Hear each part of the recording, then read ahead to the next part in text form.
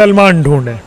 ٹھیک ہے, وہ کہتے ہیں آج کل اہل کتاب ہیں. یہ اہل کتاب نہیں ہے, یہ مرتدین کے درجے سے بھی اوپر ہو چکے ہیں, اس لیے ان کے چکروں میں آپ نہ پڑو.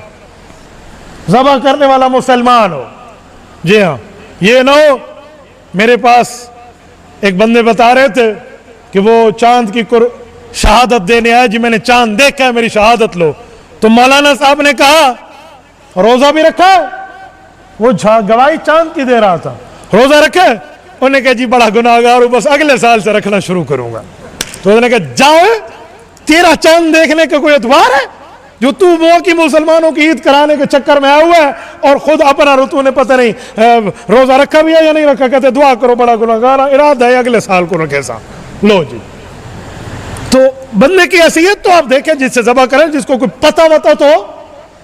اور ایک جملہ کہتا ہوں, اگر کوئی کسائی بیٹھا ہو تو ناراض نہ ہو, اگر ہوگا بھی تو ایک نہ 10 دفعہ ہو. مسئلہ میں بتا جاؤں گا. بعض کسائی ظالم ہے, ظالم, بعض, ہر نہیں. وہ ظلم کیا کرتے ہیں, ذبح کا حکم ہے, اس کے بعد اس کو چھوڑ دو کچھ ٹائم کے لیے تاکہ وہ پھڑ کے تڑپے اور اس کا خون اندر کا نکلے. اس کے 2 فائدے ہیں. ایک تو شریعت بتا رہی ہے کہ دم مسفوح, پلیت خون نکلے گا. ذبح کے وقت والا خون پلیت ہوتا ہے, باقی کا نہیں ہے. دوسرا, میڈیکل سائنس کہتی ہے, یہ ڈاکٹر حضرات بیٹھتے ہیں ہمیں بتاتے ہیں کہ اندر اگر یہ خون ٹھہر گیا تو بیماریاں پیدا ہوتی ہیں.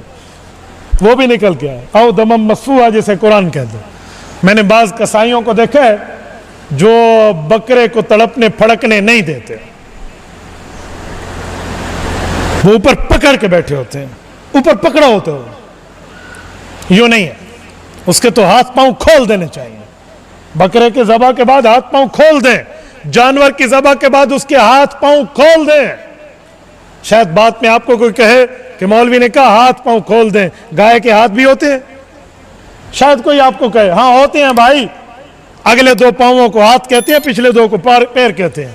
کوئی بندہ کامن سینس رکھے تو بہت اچھا پتہ چل جاتا ہے. تو وہ کھول دینے چاہیے ذبح کے بعد. اب اٹھ کے بھاگ نہیں جائے گا تاکہ اس کا خون صحیح طریقے سے نکل جائے. میں نے ایسے ظالموں کو دیکھا جو دوبارہ چھری مارتے ہیں اس کی اس نرگٹ کے ساتھ تاکہ وہ زیادہ پکڑے. کیوں؟ 2 منٹ تم سے آرام نہیں ہوتا؟ نہیں میں ڈول لے بیٹھ ڈھاوڑے. کیا کہتے ہیں میں نے 2 اور بھی ذبح کرنے. تو دفع کرو ایسے بندوں کو جو آپ کے قربانی کے جانور کو ذلیل کرے, اسے پورا پھڑکنے دو.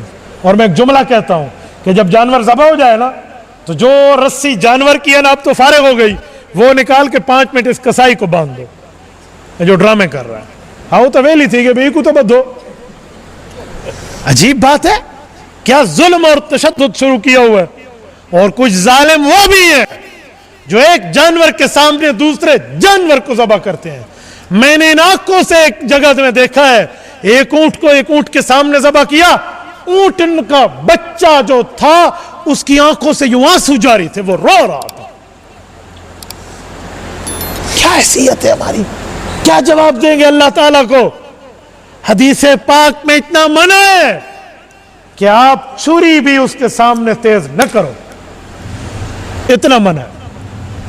یاد رکھنا. ایک صحابی یوں کر رہے تھے تو رسالت امام نے کیا جملہ فرمایا, فرمایا اسے دوسری موت نہ مار, ایک اسے دکھا کر اور پھر اس کو قتل. 2 موتیں اس پر جمع کر رہے ہو. اگر جانور 4 اکٹھے ذبح کرنے تو 3 کو کسی اور جگہ لے جاؤ, ان کے سامنے نہ کرنا. وہ خون تک بھی نہ دیکھے, اس کا کٹا ہوا سر تک بھی نہ دیکھے. میرے مسجد کے امیر صاحب ہے محمد طارق صاحب, اللہ اسے جزائے خیر دے. اس نے مجھے یہ مسئلہ سننے کے بعد کہا کہ مفتی صاحب آپ کو ایک بات بتاؤں. میں نے کہا جی. کہتے ہیں یہی بات میں نے اپنی آنکھوں سے ایک جگہ دیکھی. ایک بندے نے بکری ذبح کی, دوسری بکری دیکھ رہی تھی, تو جب اس کو ذبح کیا تو دوسری بکری کا خون مرغی سے بھی کم نکلا, سوکھ گیا تھا اس کا خون. کہاں بیٹھے ہو؟ ایسا ظلم والا کام نہ کر رہا ہوں. میں نے جتنے بکرا بھی ذبح کرانا ہو نا, کسائی کو تو پہلے میں نے طے کیا ہوا ہے جلدی والا ہے تو یہاں سے 1 2 3 جاؤ, ہمیں آپ کی کوئی نیڈ اور ضرورت نہیں ہے, تسلی سے آنا ہے تو بات کرو. انسان بن کے وہ جان دے رہا ہے. جی ہاں, اور ایک کے سامنے میں دوسرا ذبح نہیں ہونے دیتا. پورا پائپ کا پریشر لگ کے جب خون دھل جاتا ہے پھر ہم دوسرا جانور لاتے ہیں.